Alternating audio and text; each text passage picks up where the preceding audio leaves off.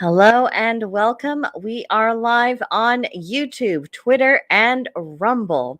If you haven't already, please smash that like button and just say hello to me in the live chat. That's what the chat is for. And I do hope this will become more of a real conversation because today it's going to be all about my witches. Before we get started, a couple of announcements, a little bit of server housekeeping. True North Eurofaith e-newsletter, the Independence Day edition, it is out. If you have not already checked your inbox, it should be there if you're subscribed, or if not, you can email Gandalf Freyson. His email address is in the description box below. Also, yesterday, the latest tarot reading from Raven Wolfgar. You might remember him from my live on Tuesday. That's up on his channel. Again, link in the description box. And then we have Whistleblower Parts 1 and 2 by Georgia Liberty, better known to some as the Wiccan Conservative. I was really plugging her yesterday in yesterday's live stream, but if you didn't catch that, definitely check her out after this live. She's worked very hard and she really goes the extra mile for us, so be sure to give her a little bit of love and appreciation. And earlier this week, by the American Folklore and Paranormal Podcast, he gave us a video on Mothman. So again, after this, check out his links in the description box and listen to him tell the story. It's always fun to hear him talk about these things. Then a recent decision was taken to expand the conversation for the American Paganism and Witchcraft Project, and to have a little bit more of an opportunity for people to speak their minds. And not everyone is super comfortable talking to others on a live stream. So we're going to be hosting a monthly chat at Blackbird's Brew on Gilded. It'll be the first Monday evening of every month, which will start at 7:30 Eastern, 6:30 Central, 5:30 Mountain, 4:30 Pacific, and this will begin July 3rd. 2023, so next Monday. I'm anticipating a little bit of a free-for-all because this will be really the first time that people have come together as a group just to talk about this in a more informal setting and brainstorm and share, their impressions, and concerns, just whatever is passing through everyone's mind. We're going to get together then and just see where the conversation takes us, because again, I've said from the very beginning, this is not a one-woman project. So everyone's thoughts are definitely getting added into the equation. So now that we've got that housekeeping out of the way, making sure to refresh on Rumble, make sure everything's shipshape over there. Okay, very good. All righty. Let's get to what we are here to talk about. We're going to begin by talking a little bit about correspondences for the days of the week. If you're a member of Blackbird's Brew on Gilded, you'll know that every single day I'll have certain daily posts. What the astrology is for that day, a tarot card for the day, a daily devotional, a good morning post, things of that nature. And generally when I'm writing out the date, I will say, oh, this is, Friggid's Day, June 30th, 2023, and go on like that. And of course, a lot of the days of the week, they were named after gods. In English, it generally has Norse Germanic gods' names associated with them, and more Latin-based languages. You'll see more of the Greco-Roman represented there. But if we look at it from the perspective of what each day is the day of. Sunday is the day of the sun. Monday is the day of the moon. Tuesday is Mars Day. And, Wednesday is Mercury Day. If we look at it from the functionality of those planets in an astrological sense, then I think it expands the deities that we might associate with them. And of course, what I'm really hoping is that this will be relevant to people's practices. Let me change up oh, no, we don't want it to be that much. Okay. There we go. That's better. Okay, we can see everything a little bit better that way. But I think it expands the kinds of deities who we might reach out to. If we look at this as what is the essence of the day, what are the magical intentions that are most commonly associated with that day, and then, of course, what deities actually fulfill that office. And that way people can be looking a little bit more about who's familiar to them, who are they drawn to, and things of that nature. And before we get too deep in, hello to Amanda. Thank you for being here, my dear. Always glad to have you in the comments section. Hope today will be of some interest to you. But yes, let's begin with Sunday, Day of the Sun. And of course, as you can see, this is very, very bare bones. We're not doing an exhaustive, these are all the correspondences and associations of this day. This is about getting us to think about it more so in the terms of the basics. What is the core essence? Of course, the celestial body associated with this is the sun, and that means the sign of Leo and the zodiac, the element of fire, projective energy. And if you think about what the sun is, it is sovereignty and power and confidence and creativity and illumination and leadership, protection, prosperity, and visions. And when you look at those characteristics, then you start seeing how perhaps just maybe there are other deities who we could also associate with this besides merely the goddess Suna or perhaps, Apollo or other people of that sort. And the Celtic realm, I think it's reasonable to make an argument for the god Lu and for the goddess of Bridget. They both have associations with fire, and Lu, he also has this association with light. And then we go to the Egyptian pantheon. You might think of the god Ra, or in Greek, Helios.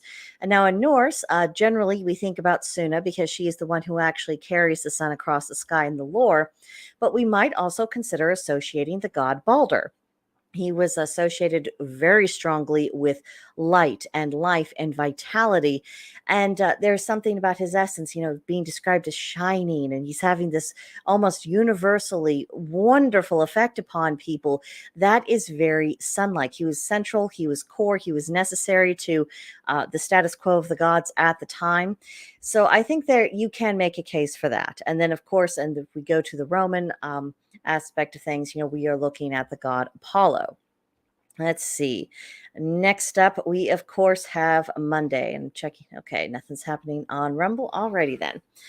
So Monday, of course, is the day of the moon. So naturally, the celestial body we associate with it is the moon. But this takes us to the zodiac sign of Cancer, the element of water, for obvious reasons, because of the moon's effects upon those tides, and also because of its effect on the tides, and because of the nature of water, it has more of a receptive energy. It is taking things in. It's that counterbalance to the sun. The sun puts energy out, and the moon takes energy in.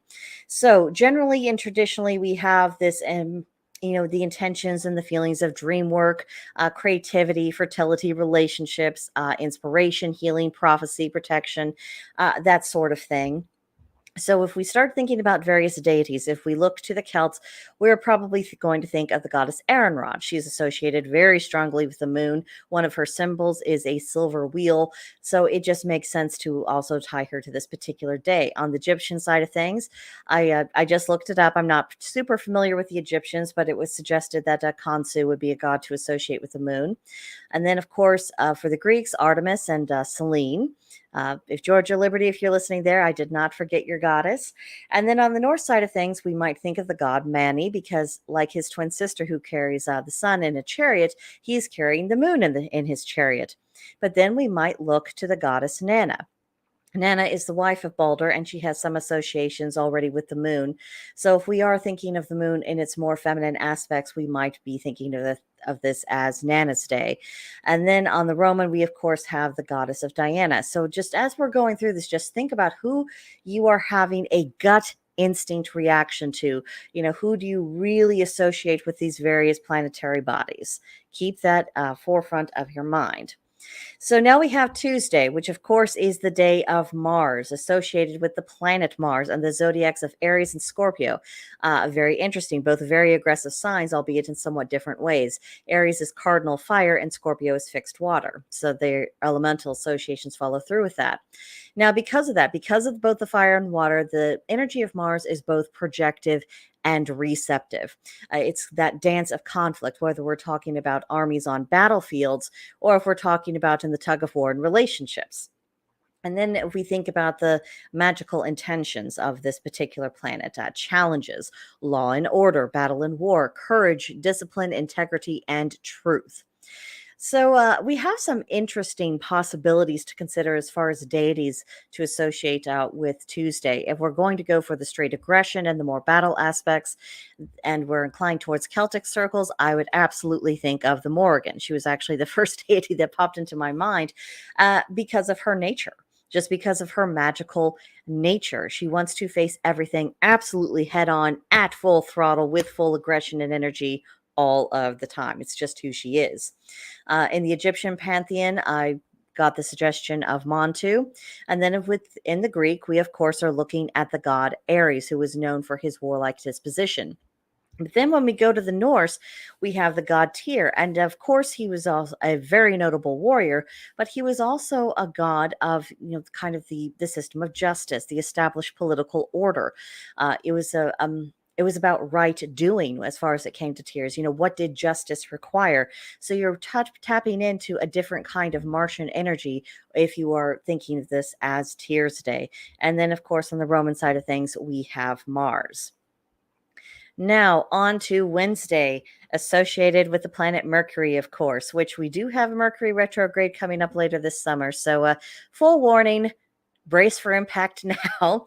But it's associated with the zodiac of Gemini, which is a mutable air sign. So, of course, it is associated with the element of air, but it is also very changeable, very adaptable. It can go a lot of different directions. It has a projective energy, and it's all about communication and travel, knowledge, introspection, crossroads, creativity, improvement, wisdom, things of that kind. So if we're thinking about this more in the sense of communication and knowledge and getting from here to there, we might think of the Celtic god of Ogma. He is the god who is credited with essentially being the origins of the Ogham. On the Egyptian side, the god Thoth. He is renowned for his knowledge, his wisdom, and his ability not only to put it into practice, but also to convey it, to educate, which is a different aspect that we could be drawing upon as far as Mercury's energies go. On the Greek side, we have Hermes, of course. On the Norse, we have Odin. This is where you really start getting more into the divination aspects of communication and the element of air and how that associates with Mercury. And of course, on the Roman pantheon, we actually do have the god Mercury, messenger of the gods, more of that going hither and thither and yon. So think about these people. And again, if you're keeping notes on any of this, just kind of jot down if anyone on this list really popped out to you. And if someone else came really up into your mind, write that down on your notes too, because that's going to be significant later on. Then we have Thursdays, which are the day of the planet Jupiter, associated with the planet Jupiter and the zodiac of Capricorn and Pisces. So you have cardinal earth and you have mutable water at play with this. Its energy is much more receptive, which makes sense because this is all about abundance. So if you are having abundance, that means productive energies, have not just been drawn to you, but they have actually manifested into something that is good and useful for you. It's also associated with productive work and success, relationships, honor, leadership, justice, endurance, loyalty, and even luck. So this just strikes me as one of those planets that's a little bit more jovial in its astrological nature. So that made me think, and the Celtic side of things, of the Dagda. He was known as the good god. He was this big guy. He had his cauldron and he had his harp and he was having a good time. And he was just, the full embrace of life in every possible way. For Egyptian deities, I saw the suggestion of Serapis. And then in the Greek, we of course have Zeus, the head honcho of the gods, very much in charge of, of Mount Olympus, but someone who has a slightly different characterization than what I would associate with the Dagda. Zeus is a little bit more serious. He's a little bit more on that working side, a little bit more on this is the direction I'm going and this is what I'm going to do. And, we're going to overthrow the Titans and that things are going to turn out my way and things of that nature. It's a little bit more on that serious side. Then with the Norse, of course, this is associated with Thor being Thor's day. And with Thor, I feel like he brings together both the energies that's represented by the Dagda and with Zeus. He has both that very serious and very aggressive, I'm going to get it done however I can kind of energy to him. But he also really enjoys the wonderful blessings of life. He likes his food. He likes his ale. He likes his pretty weapons. He likes the good things in life. So I do see him as being a bridge. So depending upon what kind of energy you are wanting to access, it does make a difference who you are approaching. And then, of course, with the Romans, we have the god Jupiter, also the head of his pantheon. Next, we have Friday, the day of Venus, associated with the planet Venus and the zodiac of Taurus, which ties it to a fixed earth element. Its energy is very receptive. So think beauty, love, passion, fertility, happiness, romance, pleasure, sex and sexuality, emotions, wisdom. And this, of course, is reflected in the deities associated with this day. And the Celtic, I actually chose the goddess Rhiannon. She experienced the full scope and spectrum of love. I would associate her with enduring feelings and devotion and a deeply rooted commitment to the people that she loves. Whenever she was on good terms with her family and her husband, whoever he was at the time, and things just turned out really well for her. But if there was something out of order in her relationships, that threw her entire life off course. So love and having it occupy its proper position in her life, it was really core to who she was. With the Egyptians, we have Hathor, because how could we have anyone else from that pantheon? I'm not, like I said, I'm not super familiar with Egyptian gods, but I definitely know who Hathor is. The Greeks, Aphrodite.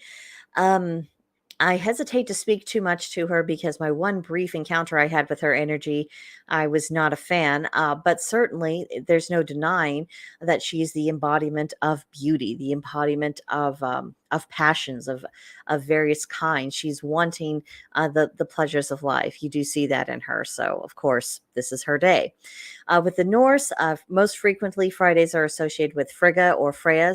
Some people I have seen suggesting Freyr, and of course with Frey and Freyr, it's really a reference more so to their sexual capacity, to the more romantics energies associated with this day. With Frigga, it's a little that is present, but it's not the only thing. It's a little bit more nuanced and complicated. It is the complete spectrum of love. And then with the Roman pantheon, we of course have the goddess Venus. Now, finally, for Saturdays, the day of Saturn associated with the planet Saturn. And interestingly, not the sign of Capricorn, but rather the sign of Aquarius. But Saturn is ruled by Capricorn, or rather, I should say, Capricorn is ruled by Saturn. So you could technically associate it with this particular day. And between Aquarius, which is this guiding visionary, and we're going to experiment, we're going to try new things, and we're not going to have anything be the same just because it's always been the same. We're going to try, we're going to experiment. And then you have Capricorn, which is very traditional. It's full of responsibilities and obligations and doing things in a particular way. So between the two of those signs, you really have the full spectrum of what I think Saturn is really all about as an astrological planet. It is that range, and it's this seesaw about what influence you need most at any given time. It is associated with all four elements: earth, air, fire, water. Its energy is both projective and receptive, and this is absolutely the day of all days for all magical workings. It's associated with witchcraft, wizardry, self-discipline, willpower, and motivation. This is definitely the day of magical practitioners. For the Celtic goddesses, I chose the goddess Anya because of her associations with magic. Same story on the Egyptians with the goddess Isis. If you didn't check it out already, I did post a video about the goddess Isis in my Wicco 202 class this morning. So that's available on my channel if you're interested. It's just a brief get to know the bare bones of her, but still, if you're interested, that might be something for you to do. With the Greeks, of course, we might associate Saturdays with the goddess Hecate because of her associations with witchcraft and magic. But we could also associate it with Kronos, who's essentially the corresponding Greek aspect of Saturn in the Roman side of things. And then, as I always do, I associate Saturdays with the Norse god Loki because he is very transformational. He's associated with Saturn and Capricorn and all of these other connecting threads. And also because he has his own brand of shape-shifting magic. He is that ever-evolving potential, the things that can come into being through sheer force of will. And so I find him a very good fit, although other people might argue against it. But these are the possibilities. We've gone through 7 days and lots of different possibilities to associate with it. So again, I want to bring us back to some of the questions. What are the energetic natures of each planet associated with these days of the week? What magical intentions? Keep going back to that. And then What deity do you actually think of when you are thinking about the core meaning of that planet? Not what the charts say, not what other people tell you to associate with it, but who do you actually think of? Who do you actually resonate with? And I bring this up because a lot of ways of trying to get started with your practice or refining how you conduct your practice, an easy peasy way to get into it is by looking at, what days of the week are best suited for what magical intentions. So if you do go that route, as many people do, or at least experiment with, then it does matter what deity you really associate with these days because it's going to affect your perceptions of it. Because while a lot of these gods have some things in common, they're still very distinct. They have their own personalities, they have their own particular areas of concern. So, what deity you associate with it, it's really also telling you something about yourself and where your priorities are and where instinctively you are going to need to ask for a helping hand. And of course, if you work exclusively with one pantheon, you can come up with your own associations for the days of the week. It'll probably be fairly close to some of the ideas I've brought up here. But if you're eclectic, this is a really good opportunity for you to think, okay, who is the most solarish deity in my mind? Who do I associate also the most with Thursdays or the planet Jupiter? And then you could end up with your own personal list of deities that you correspond with each of these days, and that can be a way that you can actually structure your practice and also decide, okay, on this day, I'm reaching out to so and so for these various purposes, etc., and so on and so forth. One example of this might be, maybe you decide on Sundays you just really feel the Celtic gods Lu's energy. Maybe it's all about Lu.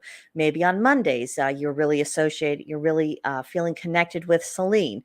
Then maybe Tuesdays it's Tyr, or Wednesday it's Mercury, or Thursday you really feel the Dagda that day, or Friday you think of Hathor, or Saturday maybe it's all about Hecate. Whatever it is, the point of all of this is to really make this relevant to you.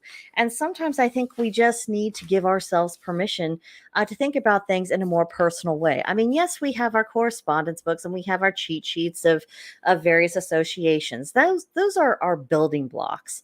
Those are things that you can make a legitimate intellectual case for. But when it comes to you and your practice and how you do things, that's when you can narrow things down and make it very specific to you. There's no reason why you can't. There's no reason why you should. And who the hell has any business forbidding you from doing so? Just a few things to think about. Now, okay. I see you, American folklore. I don't worry about being late. I am absolutely delighted you are here. Welcome, welcome. Let me type that out. All righty. Oh my goodness, there's quite a bit of delay between when I'm talking and when Rumble actually picks it up. Oh well. But point is, I see you, sir. I see you, sir. And I'm interested in hearing what you have to say about all of this. Now, the next point of customization I wanted to bring up has to do with calling the quarters if you're casting a circle and doing a little bit more of a formalized ritual. And of course, I know not everyone does it, and not every spell or ritual absolutely requires casting a circle and all this other stuff. We can get into those other vagaries in some other video. But if you are actually casting a circle and calling the quarters, quite often, whenever you see ritual templates, they might suggest certain deities or certain elemental spirits, and sometimes they actually do suggest certain animals. And I found myself in this position of, I always found myself visualizing animals more than anything else, just associating them with those core elemental energies. But I was always envisioning species of animals that lived on other continents. And that just hit me one day, just out of a clear blue sky. And I thought, why am I doing that? I mean, obviously, they're not the only animals that I could associate with those directions or those particular elements. So, why am I going so far away from home to make those associations? Why am I envisioning animals that I'm not really going to encounter outside of a zoo? So I thought about that. Then I got to thinking about, well, what animals on the American continent do I really associate with these particular elements and directions? And then I got to think, okay, which one of those are actually present in the state of Missouri, where I live? where I might actually bump into them. So what I ended up with was at the north, the buffalo. Between the color of the buffalo's fur and just their very grounded nature. There actually are some buffalo that are raised in a tourist attraction called a Missouri Town. It's not too far away from me, and they're there, and you can get carrots and you can feed the buffalo, and it's all very nice. If you've ever had the opportunity to be that close to them and just to look them in the eye, there's no other element that could really come into your mind. They are just very grounded. They are everything that represents fertility and fortitude and strength. And so I always envisioned the buffalo up in the north.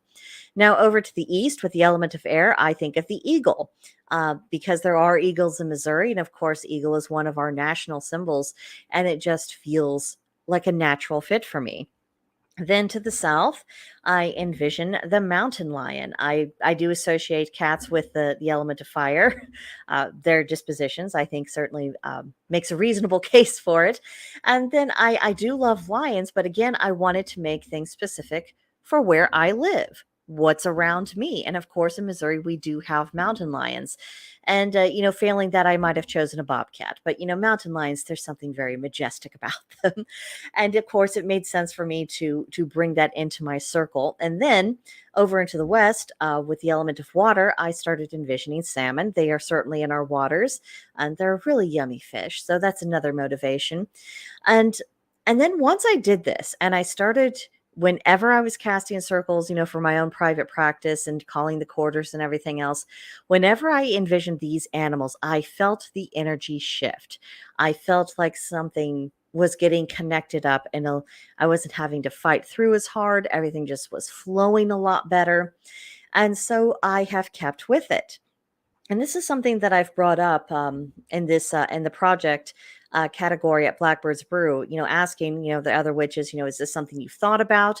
If you have, what do you do? Just out of sheer curiosity, because this is again an opportunity for people really to look around them and like, okay, I have these animals. They are familiar to me. They are part of my natural environment, and therefore I can associate them with certain things. I mean, just imagine the associations that someone might have if they live on the coast. Maybe they see manatees or dolphins or whales or something like that.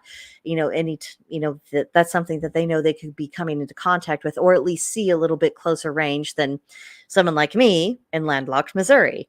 Not going to see a dolphin unless the local zoo has a really awesome exhibit. It's just not going to happen. But if you're on the coast, that might be more of a possibility. And what about for the element of air? Maybe you see more seagulls. For the south and fire, you might some kind of local lizard. And then with the water, I mean, there's all kinds of species that are very normal for someone on the coast to come into contact with. That again, someone who lived elsewhere wouldn't be as familiar. It wouldn't be something that they just naturally resonate with. And then again, we could be talking about entirely different animals in the mountain or in the desert or in any other kind of environment that we have around us. So I would encourage people just look around. Notice what's actually around you and think about what are their what are their magical natures. How is that resonating with you? And I've got Amanda in the comments saying, if you see dolphins, call me. You're way closer to the coast in Florida than I am, so I have a feeling you'll be seeing them first. But it's just for an example. It's just for an example. Let's see. Alrighty, Rumble is quiet. Alrighty then. So I am interested in seeing what people come up with, especially as they think more locally themselves. I think that could be quite revealing. Alrighty, so now I want to talk a little bit about experimenting with methods of divination. Now, if you're just starting off with divination, I want to reassure you, I am not suggesting that you should try to run before you can walk. Quite the opposite. But if you are more of an experienced hand, or you are just curious and you want to see what happens if I combine some of my tools, what different things can I do? This is an example that I've done for years and years. See, if you're a member of my YouTube channel and you go to, I think I think I demonstrated this technique under divination demonstration. I'm not sure, but I would definitely check under that playlist because I've demonstrated this before. And this is something I came up with just ages ago. At the center of this, you will see what is called an inquiry card. I'd never heard of them until my local witchy shop, saw them. And I'm like, huh, that's cool. And then I took that home and I've been playing with them ever since. Then off to the left, we have a tarot card. It's from the Wildwood Tarot deck if you're interested. Then on the right, we have an oracle card from the Druid Animal Oracle. Then below, my poor little homemade popsicle stick that's written in my very own hand. That's an Ogham. And then up top, you have a rune. All of these things are read in relationship to what's at the center. At the center, the inquiring card, it's asking you rather than looking outward and trying to find an answer to the question, it's telling you to look inward. It's asking you the question. And so the question that it brought up was, what do I need? Now, need is a very interesting thing to think about because once we separate needs from wants, especially if we're thinking in terms of survival, there's not a whole lot of needs and there's a whole lot of wants. And it also got me to thinking about its coloring. If you look at this coloring, you're seeing a red similar to the root chakra, a lot of orange similar to the sacral chakra. And then hopefully you're able to see this. It doesn't always translate well through pictures, but at the very center, you'll see a little dot of green. And that also put me in mind of the heart chakra. So I got thinking about that because with the root chakra, that's about the fundamental core about what's necessary to actually sustain life. And once you get up into the sacral chakra, that's much more the creative energy, both literal in terms of reproduction, but also figurative. What are you actually making, bringing into being, whether you're an artist or an engineer? It's the same creative impulse. And then to have at the core of it, albeit in a small amount, that green of the heart chakra, it's the seat of your motivation, of who you are, what you want, why you want it, things you actually care and invested in. That suggests to me looking at the question of what is actually needed to fully satisfy all of the needs, the physical needs, the creative needs, and the needs of the heart, soul, and spirit. And hello to Lily Gazoo, shared the link to the live stream. I would indeed be grateful if other people did that. I put it up on all my social media today, and anyone who would like to spread it further, please be my guest. I would be extremely grateful. That would be extremely helpful. But back to the reading. So we're thinking about, the unifying needs of what it is to be human. And so everything is going to relate back to that idea. Now, for the tarot, what we have is the Seven of Arrows, and it represents the idea of insecurity. So ungrounded fears, self-torture, rejected aspects of a person's personality, things of that nature. So obviously that's not something that you need, but if we're reading this in relationship to the inquiry card, it's suggesting that this is an obstacle that is getting in the way of having those needs fulfilled, rather than being honest about what it is you actually want out of life. You might be caught up in other people's expectations or in goals that aren't really in line with your talents or your overall purpose in life. So, when you're thinking about, your insecurities in reference to what you actually need, this does seem to be me signaling of setting those concerns to one side, of letting go of the illusions and letting go of the fear of any disapproval you might be getting, and just being honest, having some integrity. We cannot live someone else's idea of life. We have to always ultimately answer to our own conscience, and then from there, it really is between us and the gods. And sometimes what other people seek to impose upon us, even if it's well-meaning, it's not really right. It might be right for someone else. It might be right for the person giving us the advice, but it doesn't necessarily follow that it's proper for us to do. We might have a different role to fulfill in life. So that was kind of what I would think at first blush. Then if we go to the oracle card, we have a beautiful swan. And in the Druid Animal Oracle deck, it gives us the keywords of soul, love, and beauty. So that really relates to the orange that we are seeing in this inquiry card. Because again, orange, the sacral chakra, the seat of creativity, literal and figurative. And then we have right next to it this swan talking about beauty and what we can bring into the world and making something wonderful. And this is also another reason why it might be time to let go of some insecurities, because if we're so focused on what could go wrong, we're not going to be focused on what we actually ought to be doing. And we might have something incredible to offer to the world, or at least something that could incredibly, alter our own personal lives for the better, even if it's not visible to anyone else necessarily. The idea that we can allow fear to get in the way of our need to create, that's a pretty palpable fear. And it's something that is worth further reflection. Then, if we go down to the bottom, we have our agam, which is Edha, representing the aspen tree. That's about intuition and overcoming obstacles, the two working together hand in hand. And sometimes when we sit down to logically think through a problem, we end up obsessing essentially over all the various things that could go wrong, all of the roadblocks, everything that's getting in the way, everything that renders it impossible for us to essentially accomplish what we're needing to accomplish. But intuition can help us kind of get around that concrete way of thinking, like, there's something that our logic is overlooking. There's something deeply recessed in our minds that our unconscious mind has observed and made full note of, and it's trying to communicate that to us through our intuition, and our logic is perhaps getting in the way. Again, this is another reference to that insecurity tarot card, and then also the call of the swan and the oracle card. Now, if we look up top, we have our rune, which is Awaz, representing movement, safe journey, progress, and changes. So this is suggesting another strong hint to keep our insecurities and our worries in their proper place. If there are legitimate concerns, address them, prepare, do what you can. But once you have done what is within your power to deal with whatever threat they represent, get refocused on the business of what you're actually supposed to be doing. This is very deeply linked with the creative aspect of our natures. And essentially, I think it is, especially since it's up at the top, it's that signal about this is where you can go. You can actually achieve something here if you are taking the right advice and not listening to all the voices that are dragging you down, whether it's coming from other people or the critic inside of your own head.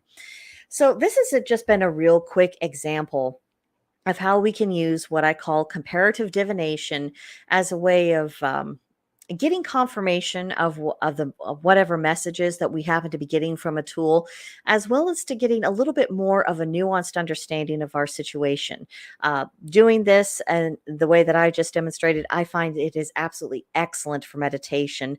And if you feel like you've lost perspective, or you're just not sure what to do, or you feel blah, something of this kind can be very helpful to break you out of it.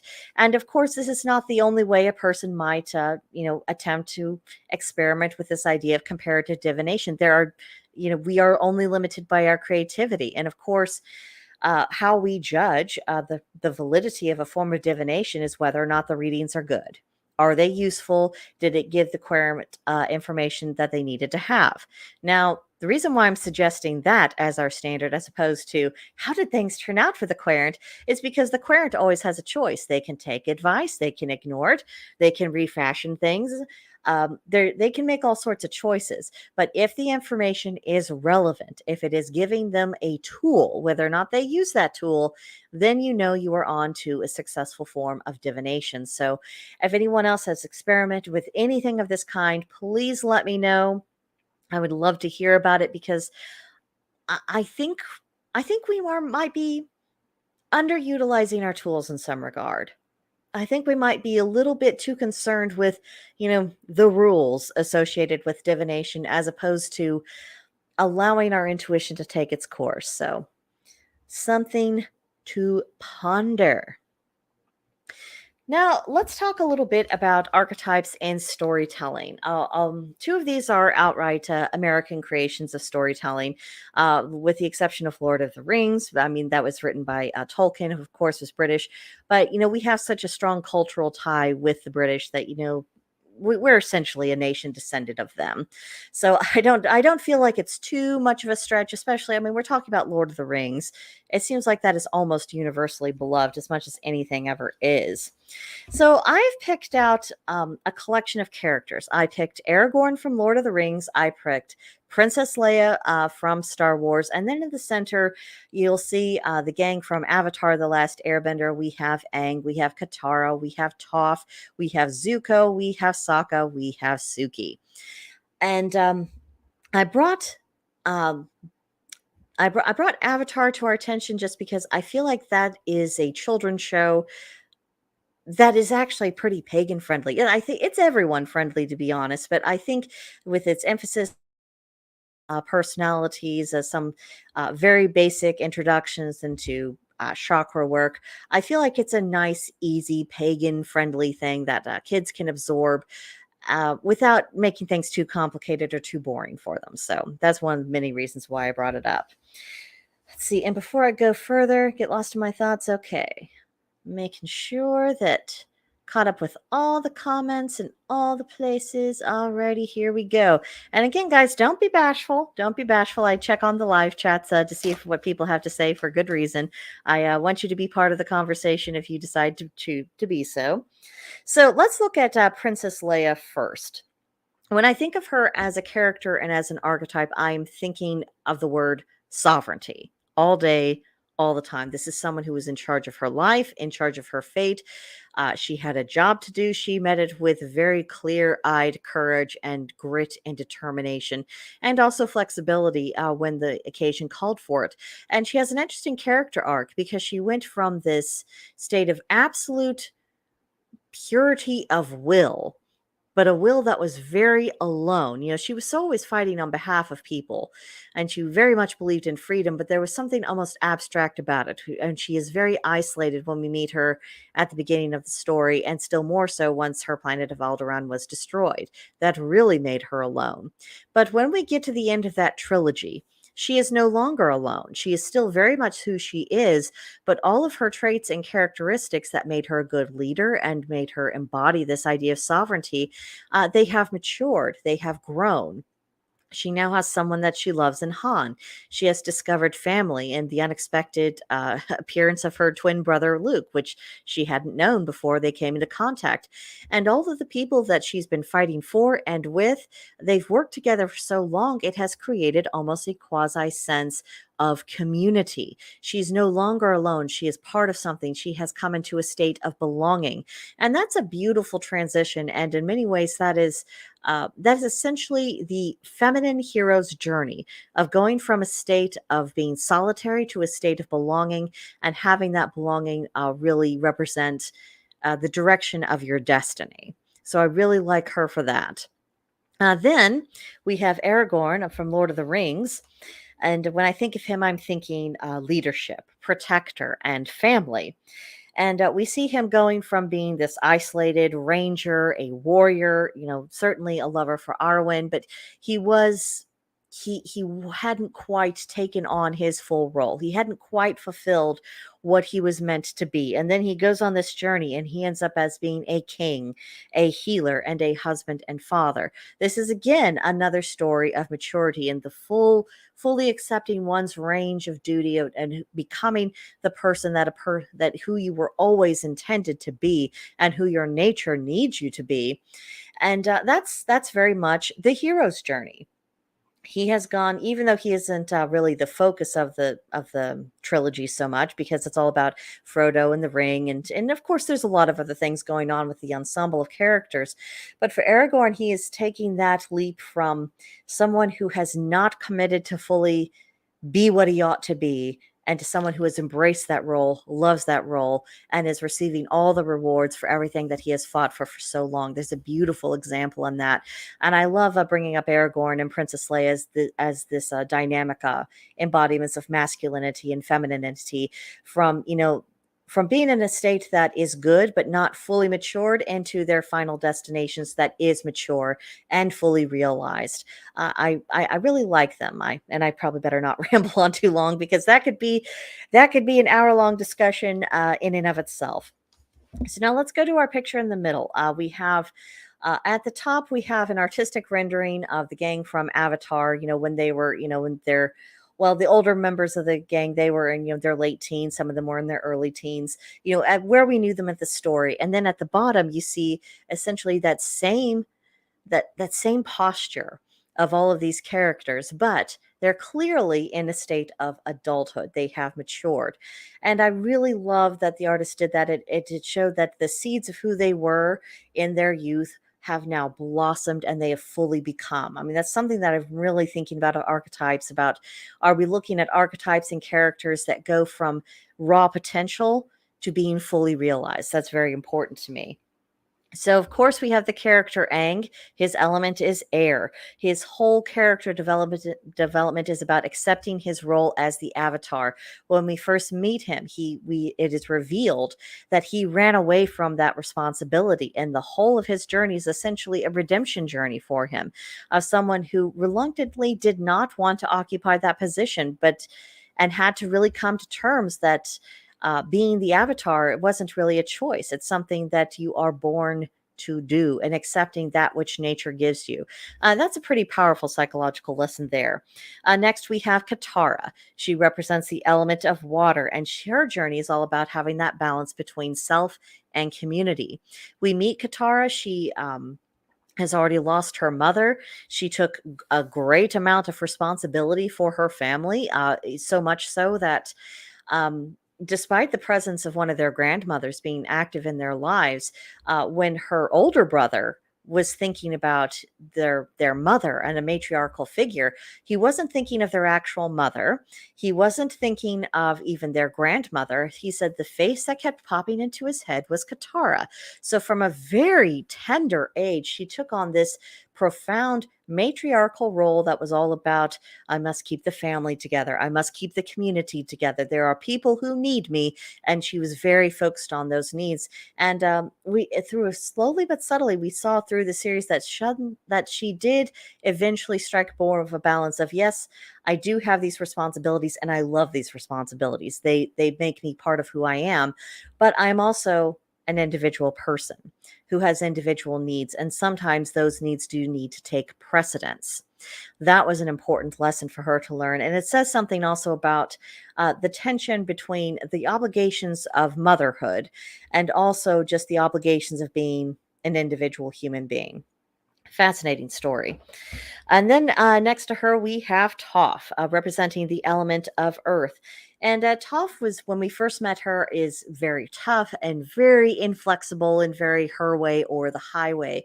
And she softened a little bit as things went along. It would be, I haven't really read any of the comics after the series for reasons I'm not going to get into.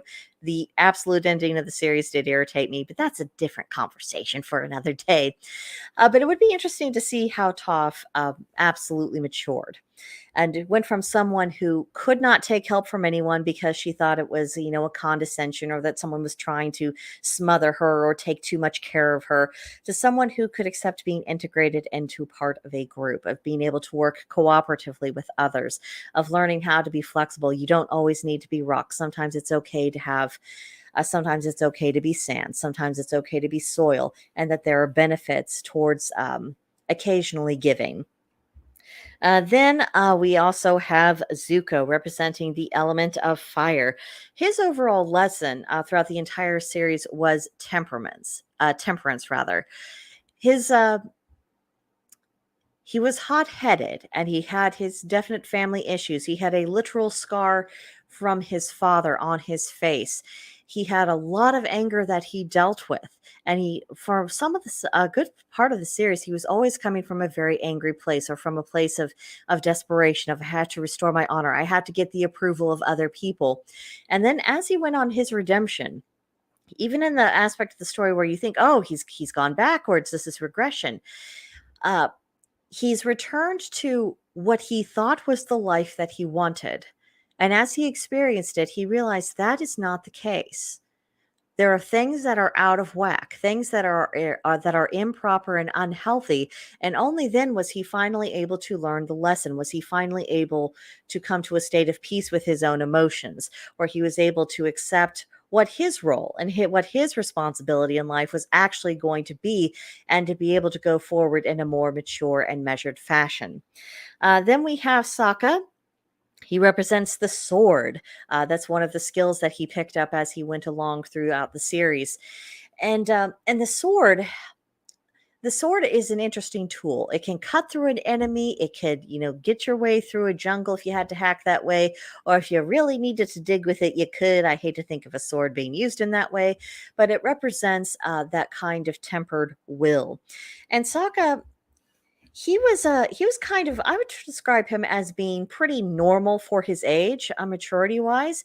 We see that he just strikes me as being a normal, see, he was 16 when the series started, just kind of a normal 16-year-old guy. He had some responsibility. He had good instincts. He wanted to become a leader. He wanted to really cross that threshold from boyhood to manhood, but he had to go on a bit of a journey with it. He is someone who had to learn his lessons in the normal pace of things.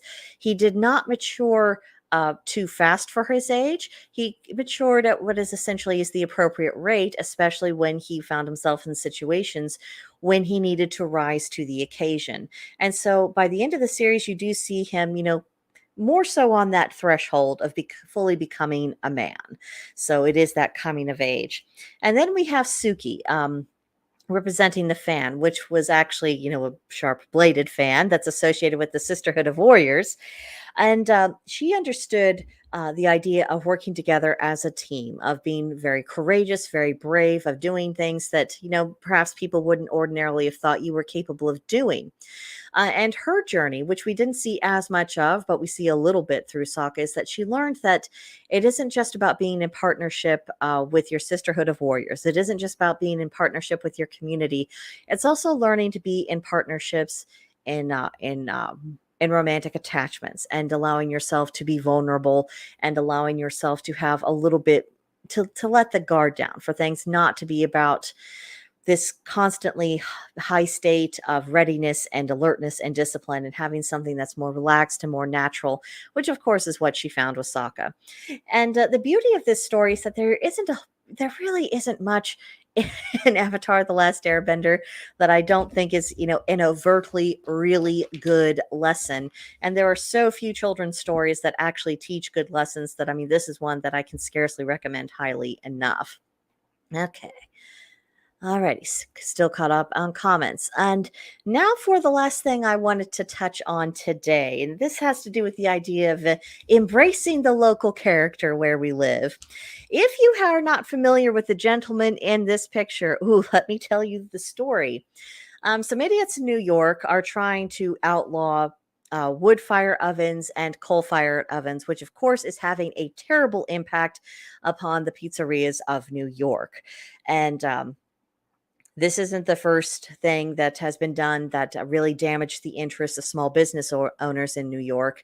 And people are getting really sick of taking it. So this delightful man goes in front of, I think it's City Hall or something, and he makes this speech about how these idiots, they are running roughshod off of us. They are absolutely destroying small business. They are depriving us of our livelihood. And he made a defense about how this is an attack on us as Americans, and it's an attack on us as New Yorkers. And so he gets out these boxes of pizza and starts tossing them over the fence at the dunderheads in office. And he starts shouting, "Give us pizza or give us death." Because the pizza is not just a pizza. The order of, you have to completely change the way you do cooking in a way that will absolutely destroy the way you have been conducting business. It isn't just that. This isn't about an attack on a cultural institution, and as well as threatening people's livelihoods. And his reaction is very much a proper threat, and it embodies the American spirit and also the true New Yorker spirit, to join together at the hip. It is an act of rebellion against overbearing authority. It's an act of rebellion against someone saying, "Yeah, I'm not going to let your way of life continue." And he's saying, "Really?" Yeah, I'll try, fuck around and find out, essentially.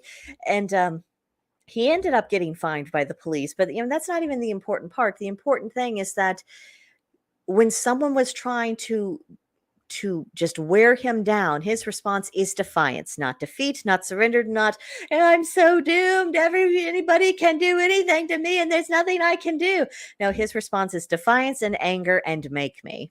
And that is a beautiful thing. That is something, a trait that I think Americans do share right down to their DNA, and the manner in which he did it, and the kind of speech that he gave. If you just type in "give us pizza" or "give us death" into YouTube, you'll get some very interesting videos. Some of them have his full speech. It really says something about who he is culturally, and how he wants to defend essentially his culture, not just as an Italian American, but as New Yorker, as someone for whom this pizza is not just something that you eat and put into your mouth. It is something that says something about who the people are, both the people who eat it and the people who make it, and everyone who has been involved in that tradition. Some of these pizzerias have just been in New York for forever. I'm not sure how many generations some of these have gotten passed down the line. So an attack on it isn't, an attack on fossil fuels. It's an attack on an aspect of who they are. It's an attack on their very identity. And that really led me to the question of, we can recognize our shared American spirit in the actions of this man, but let's also then turn to how is that spirit really manifested in our own location, where we live. What is the spirit of the people here that also fits into this crazy quilt of the American spirit? And one thing that I thought of, and this is very specific to Missouri, is that, it's called the show me state for a reason. Give us the receipts. We will believe it when we can objectively verify it for ourselves independently. We're not as likely to make those appeals to the authorities or just believe whatever we're told or anything else like that. I do wonder if our climate has something to do with this, because we're so much at the mercy, even these days, at whatever the weather happens to feel like doing, that humans' authorities just strikes us as being very arbitrary and kind of fake. I mean, that's the only word I can really think of, is that human authority is just, it's a pretension. It exists as long as we permit it to exist, and as long as we pay attention to it. You remove some of those things from the equation, and then we're back to the only thing we really have to worry about is what nature might choose to do to us. And so we do have that show me, prove it to me, and then I will decide what to do with that information, which is also another form of American defiance that I think is really, really beautiful. And so my challenge to everyone watching this is about to think about where you are, and whether it's your home state or a place where you've lived for a long time, or maybe you've recently moved somewhere and you're really loving the vibe. You're really loving just the general culture of the people around you, and you're feeling like you fit into that. What is that spirit, and how does that also get incorporated into the composite of the American spirit? It's something to think about. And the reason why I bring that up in the context of practicing the craft is because essentially all paganism is homegrown. It was for our ancestors. It's starting to be more so for us. I mean, even if you took away all of our books, took away all memory of the traditions, destroyed every single pagan monument there was, the soil itself would cry out, and a lot of these ideas would absolutely be reborn, because we're sensitive to those energies. We are bonded to where that we are. And so when we're thinking about customizing the craft, that's another factor to add into it in a more conscious way of what is the spirit in which we're living. What is, what's the nature of the water that we have been immersed and steeped in? And that's just kind of what I want to leave it with you there for here today. And those are my thoughts for the day. So I hope you found some aspect of it interesting. Let me know in the comments, and better yet, come see me and everybody else at Blackbird's Brew on Gilded. Again, we are going to start having group chats about this project on the first Monday evening of every month, and the first begins July 3rd. Again, it will be 7:30 Eastern, 6:30 Central, 5:30 Mountain, and 4:30 Pacific. If you're further away into the ocean, I don't know that math and I can't help you. You'll just have to look up the appropriate information. And if you want to join in, please do not be shy. Don't feel like you have to study anything or prepare anything in particular. We are simply coming together with the knowledge that we have and thinking, okay, what do things really look for us as pagans in America? And then, how do things look look for us in our particular region, because just our local environments, they're really going to start informing our practices. And I would just encourage everyone to think about that in a more conscious way, because I think we are pioneers when it comes to this. At least we could be. And there's a lot of things to go through, a lot of things to think about. So definitely come see us. Again, there is a link to join Blackbird's Brew in the description box. Do not be shy. We do not bite. I don't let anyone bite. And if I bit somebody, then Amanda or Georgia would, say bad Brigantia. Stop it. So do not be afraid. It will be absolutely fine. We are a simple community. It's you do not have to spend money to get access to the Gilded server. We're not doing pay to play or anything like that. We just want to gather like-minded people and have some honest conversations. And we're not reinventing the wheel with this project. We're just figuring out what our wheel looks like. How do our ancient traditions fit in with the realities of our environments? What about our American culture? How is that also informing our spirituality? Because these things are all interlaced together. So come be part of the Crazy Quilt. And I think that's all I've got for you. And I will see you guys next time. Bye for now.